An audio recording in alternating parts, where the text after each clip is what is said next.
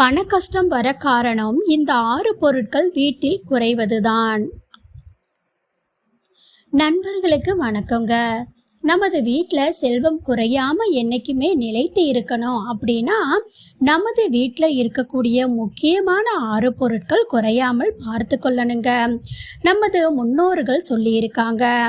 அந்த 6 பொருட்களை குறித்து சிறப்பான தகவல்களை பற்றி தான் நாம் இந்த வீடியோவில் தெரிஞ்சுக்க போகிறோம். உங்கள் வீட்டில் பணவரவு குறைவாக இருந்தது, செலவுகள் அதிகமாக இருக்குது அப்படின்னாலும் சரிங்க, வீட்டில் நிதி நிலைமையை சரித்து கொண்டே போனாலும் சரிங்க, அதை மீண்டும் வளர்ச்சியடைய செய்ய உங்கள் வீட்டில் 6 பொருட்கள் என்றைக்குமே குறைந்து விடாமல் பார்த்துக்கோங்க. அது என்னென்ன பொருள் அப்படிங்கிறத நம்ம தெளிவாக விரிவாக பார்க்கலாம். அதுக்கு முன்னாடி நீங்கள் இன்னும் இந்த சேனலை சப்ஸ்கிரைப் பண்ணாமல் பார்த்துட்ருக்கீங்கன்னா சப்ஸ்கிரைப் பண்ணிவிட்டு பக்கத்தில் இருக்கக்கூடிய ஆல் பெல் சிம்பலையும் ப்ரெஸ் பண்ணிக்கோங்க. அப்போ தான் நான் போடுற வீடியோ உடனுக்குடனே உங்களுக்கு நோட்டிஃபிகேஷன் ஆகும். இப்போ நம்ம வீடியோக்குள்ளே போகலாம் வாங்க.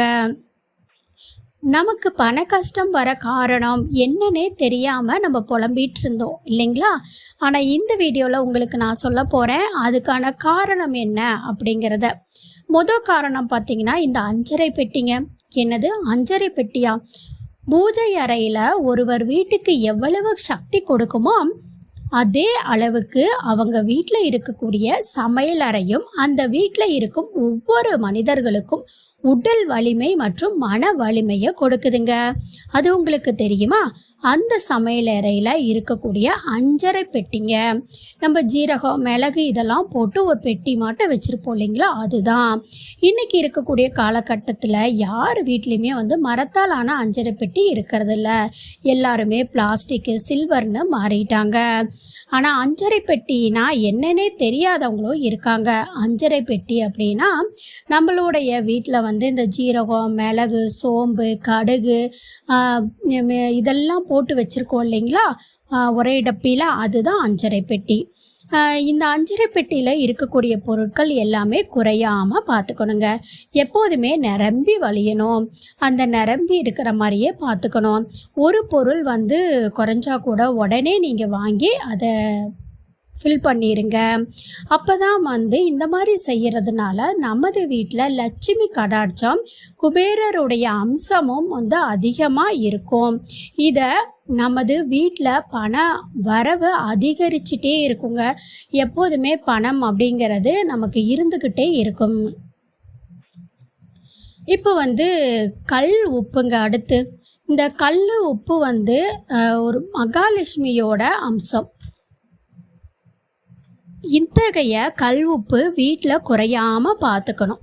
இந்த கல் உப்பை நம்ம எதில் வச்சு பயன்படுத்தணும் அப்படின்னு பார்த்தீங்கன்னா, நீங்கள் மண் பாத்திரத்திலோ அல்லது பீங்கான் பாத்திரத்திலோ இப்போ உப்பு ஜாடினே விற்கிறாங்க. அந்த மாதிரி உப்பு ஜாடி கூட நீங்கள் வாங்கிக்கலாம். அதில் தான் உப்பை கொட்டி வைக்கணும். இந்த மாதிரி வீட்டில் கல் உப்பு நிறைஞ்சி இருக்கணும்.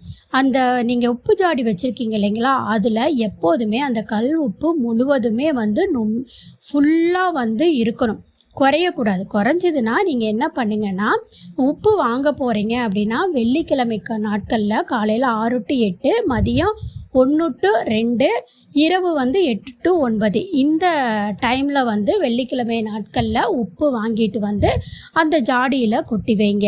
இது நம்ம வீட்டில் பணவரவை அதிகரிச்சுக்கிட்டே இருக்குங்க. அடுத்ததாக பார்த்தீங்கன்னா அரிசியிலையும் மகாலட்சுமியோட அம்சம் நிறைஞ்சி இருக்குது. சுக்கரனோட அம்சமும் பொருந்தும். அதனால் இந்த அரிசியை வீட்டில் என்றைக்குமே குறையாமல் பார்த்துக்கணுங்க. அதே போல் வீட்டில் அரிசியை குறிப்பிட்ட இடத்துல மட்டும்தான் வைக்கணும். அரிசி எடுக்கும் பாத்திரத்தை கவிழ்த்து வைக்கவே கூடாதுங்க. முறையாக பயன்படுத்தணும். அதே போல் அரிசி எடுக்கும்போது சத்தம் இல்லாமல் எடுக்கணும். சில பேர் அரிசி எடுக்கும்போது கடமுடன் உருட்டிக்கிட்டே எடுப்பாங்க. அப்படி உருட்டிக்கிட்டே எடுக்கும்போது நம்மளுடைய பணத்து விஷயத்துலேயும் பார்த்திங்கன்னா நம்ம உருட்டிக்கிட்டே தான் இருக்கணும். அதனால் அரிசியும் வீட்டில் நிர்வாக இருக்கும்படி வைத்திருக்க வேணுங்க. கண்டிப்பாக அரிசி நீங்கள் எப்போதுமே ஸ்டாக் வச்சுக்கோங்க. ஒரு மூட்டை வந்து வாங்கி அந்த அரிசி ட்ரம்மில் கொட்டி வச்சுருக்கீங்கன்னா இன்னொரு மூட்டை ஸ்டாக் வச்சுக்குங்க. அரிசி எப்போது நிறைவாக இருக்கும்போது உங்கள் வீட்டில் எப்போதுமே வந்து பார்த்தீங்க அப்படின்னா நிறைவான ஒரு அம்சம் அப்படிங்கிறது இருக்கும், ஒரு நிறைவான வாழ்க்கை அப்படிங்கிறது இருக்குங்க.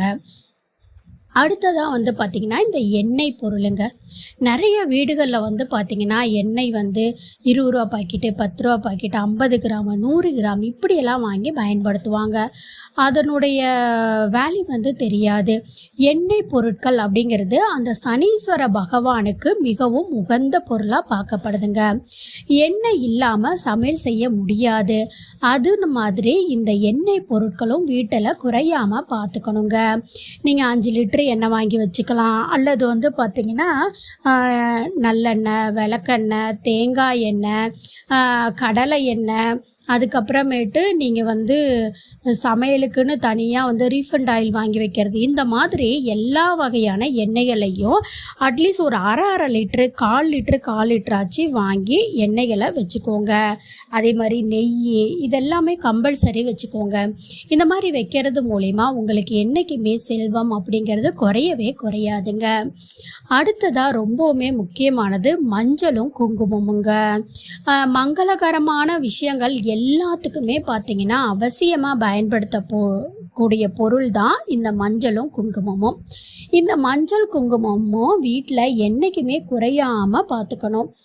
வீட்டில் மஞ்சள் குங்குமம் குறையாமல் இருந்தால் செல்வ வளம் அதிகரிக்குங்க.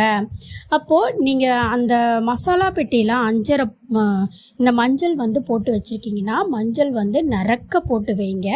அதே மாதிரி வந்து இந்த குங்குமம் வந்து உங்களுடைய பூஜை அறையில் எப்போதுமே நிறைய ஒரு பெரிய டப்பாவில் போட்டு வைங்க, ரொம்ப சிறப்பு வாய்ந்ததாக இருக்கும்.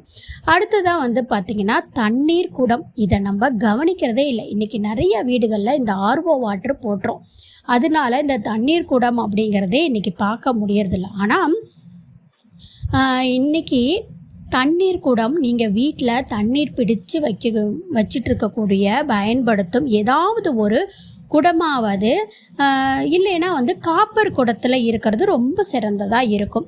இந்த மாதிரி குடங்களில் பிடித்து வைக்கப்படும் தண்ணீர் எப்போதுமே நிரம்பி இருக்கணுங்க.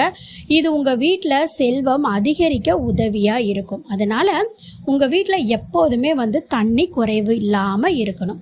இப்போ நான் சொன்ன இந்த பொருட்கள் எல்லாமே உங்கள் வீட்டில் குறைவில்லாமல் பார்த்துக்கிறது பெண்களுடைய கையில் தான் இருக்குது. என்னென்ன பொருள் அப்படின்னு பார்த்தீங்கன்னா அஞ்சரை பெட்டியில் எல்லா பொருளுமே எப்போதுமே நிறக்க இருக்கணும். அடுத்ததாக கல்உப்பு எப்போதுமே நிறைவாக இருக்கணும். அரிசி அதே மாதிரி அரிசியை யாருக்குமே நீங்கள் வந்து வீட்டில் இருந்து நீங்கள் தானமாக கொடுக்கலாம், தவறு கிடையாது. சொந்தக்காரவங்க இல்லை வேறு யாருக்காவது வந்து கடனாக கொடுக்கவே கூடாதுங்க. அது வந்து ரொம்ப முக்கியம். வீட்டில் இருந்து நீங்கள் தனியாக வாங்கி காசு போட்டு கொடுக்கலாம், ஆனால் வீட்டில் சமையலுக்கு வச்சுருக்கக்கூடிய அரிசியை தூக்கி கொடுக்கக்கூடாது, அது தத்ரியத்தை ஏற்படுத்தும். அதே மாதிரி எண்ணெய் பொருட்கள் நிறைவாக இருக்கணும். மஞ்சள் குங்குமம் குறைவில்லாமல் இருக்கணும். தண்ணீர் குடம் எப்போதுமே நிறைஞ்சி இருக்கணும். இந்த விஷயத்தை ஃபாலோ பண்ணி பாருங்கள், 10 நாட்களில் உங்களுக்கு மாற்றம் கிடைக்கும். இந்த வீடியோ உங்களுக்கு பயனுள்ளதாக இருந்துச்சுன்னா மறக்காமல் இந்த வீடியோவை லைக் பண்ணிக்கங்க. நன்றி.